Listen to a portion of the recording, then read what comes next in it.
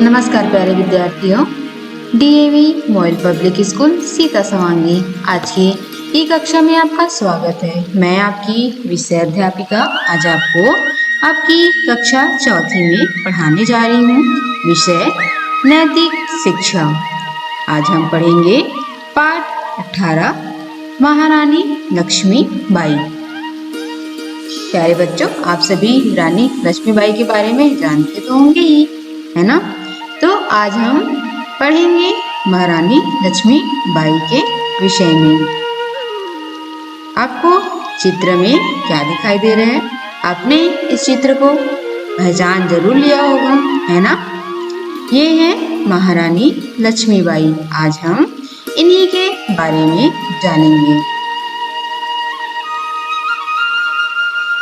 आइए आज की कक्षा प्रारंभ करते हैं। पाठ 18 महारानी लक्ष्मीबाई। आप भी इसे ध्यानपूर्वक सुनेंगे। मातृभूमि का मस्तक ऊंचा करने वाली भारत की वीरांगनाओं में महारानी लक्ष्मीबाई का नाम विशेष महत्व रखता है। हमारी मातृभूमि का सिर ऊंचा करने के लिए करने वाली जो भारत की वीरांगना यानी कि वीर नारी, वह बहुत साहसी थी, है ना। तो महारानी लक्ष्मीबाई का नाम बहुत ही विशेष महत्व रखता है, क्योंकि उन्होंने क्या किया था? अंग्रेजों को भारत से भगाने के लिए पूरा प्रयत्न किया था। उन्होंने उनके सामने घुटने नहीं टेके। उनके बचपन का नाम मनुबाई था। मनु के पिता मोरोपंत और माता भागीरथी धार्मिक प्रवृत्ति वाले थे। उनके जो माता पिता है वह धार्मिक प्रवृत्ति वाले थे, धर्म को मानने वाले थे। चंचल और नटखट होने से मनु को छबीली कहा जाने लगा था। वह बहुत चंचल थी, चुलबुल थी और बहुत नटखट भी थी, इसीलिए उनको छबीली कहा जाने लगा था। उनका बचपन पेशवा बाजीराव के दत्तक पुत्र यानी कि गोद लिया हुआ पुत्र,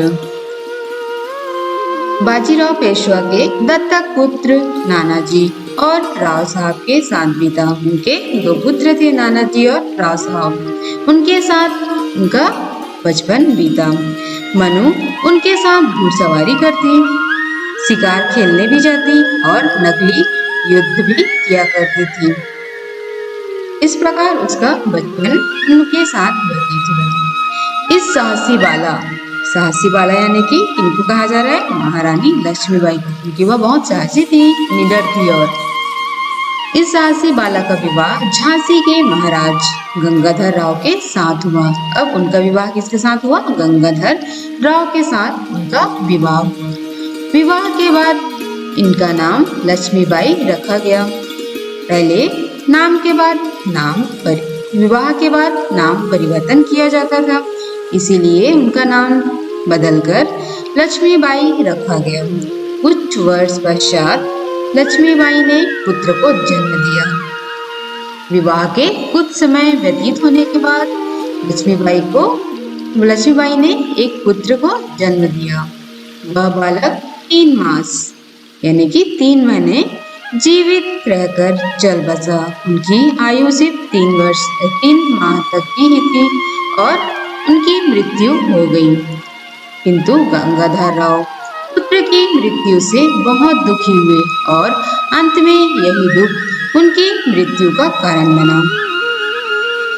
गंगाधर राव को अपने पुत्र की मृत्यु से बहुत आघात हुआ, उनको बहुत दुख हुआ और उनकी मृत्यु भी हो गई। अपने पुत्र वियोग के दुख में वह भी चल बसे।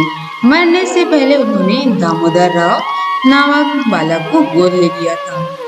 उन्होंने उनकी मृत्यु होने से पहले एक बालक को गोद ले लिया था, जिनका नाम था दामोदर राव।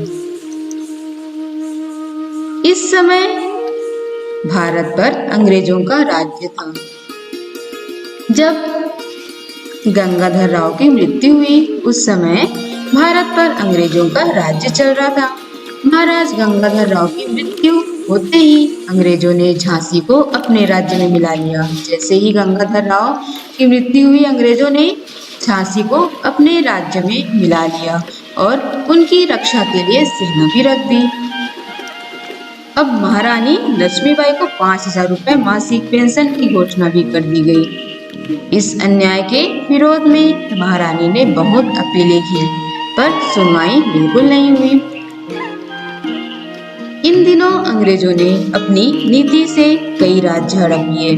अंग्रेज बहुत चालाक थे और उन्होंने अपनी कूटनीति लगाकर कई राज्य हड़प लिए, उनसे छीन लिए, जैसे सतारा, नागपुर, मैसूर, कर्नाटक और महाराष्ट्र के राजाओं पर कई दोष लगा दिए और उन्हें राजगद्दी से उतार दिया।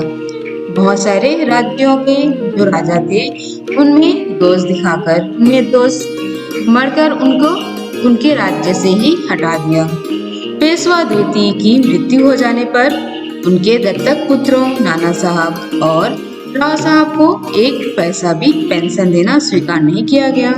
जब पेशवा बाजीराव की मृत्यु हो गई तो उनके जो दत्तक पुत्र थे नाना साहब और राव साहब को एक भी पैसा उन्होंने पेंशन देना स्वीकार नहीं किया।